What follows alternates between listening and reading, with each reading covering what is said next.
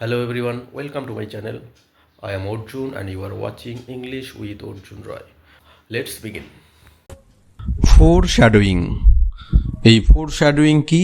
চলো আজকে ফোরশ্যাডোয়িং নিয়ে আমরা একটু কথা বলবো।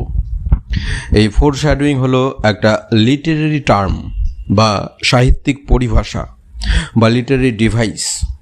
এটা কিন্তু ফিগার অফ স্পিচ নয়, অর্থাৎ ভাষার অলংকার নয়। লিটারেরি টার্ম এবং ফিগার অফ স্পিচ এই দুটোর মধ্যে যে সূক্ষ্ম পার্থক্য রয়েছে সেটা জানার জন্য আলাদা একটা ভিডিও করা আছে, তোমরা সেটা দেখে নাও।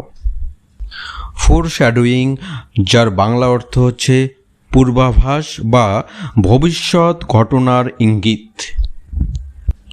এই ফোরশ্যাডোয়িং হলো সাহিত্যে, সিনেমায় বা গল্পে ব্যবহৃত এমন একটি চমৎকার কৌশল যেখানে লেখক গল্পের ভবিষ্যতের কোনো ঘটনা বা পরিণতি সম্পর্কে পাঠকদের আগে থেকেই একটু আভাস বা ইঙ্গিত দিয়ে রাখেন। এটি সরাসরি বলা হয় না, বরং সূক্ষ্মভাবে ফুটিয়ে তোলা হয়, যাতে পরবর্তীতে মূল ঘটনাটি ঘটলে পাঠকের কাছে তা স্বাভাবিক এবং যুক্তিযুক্ত মনে হয়। সহজ কথায় এটি গল্পের ভেতরে লুকিয়ে থাকা একটি ক্লু বা হিন্ট। চলো একটা উদাহরণ দেখে নেব।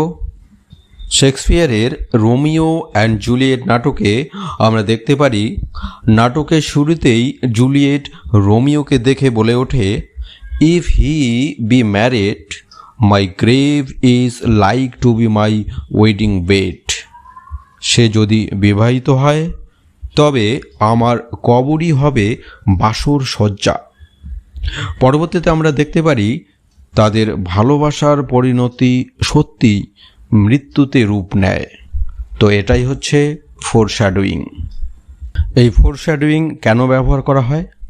নাম্বার 1, পাঠকের কৌতূহল বাড়ানো। নাম্বার 2, গল্পে উত্তেজনা সৃষ্টি করা। নাম্বার 3, ভবিষ্যৎ ঘটনার জন্য পাঠককে প্রস্তুত করা। নাম্বার 4, গল্পকে আরও অর্থবহ ও সুসংগঠিত করে তোলা। এগুলি হলো ফোরশ্যাডোয়িং ব্যবহার করার উদ্দেশ্য। আজকের ভিডিওতে এতটুকুই। খুব তাড়াতাড়ি আবারও নতুন ভিডিওতে দেখা হচ্ছে। ততক্ষণ take care, tata bye, thank you.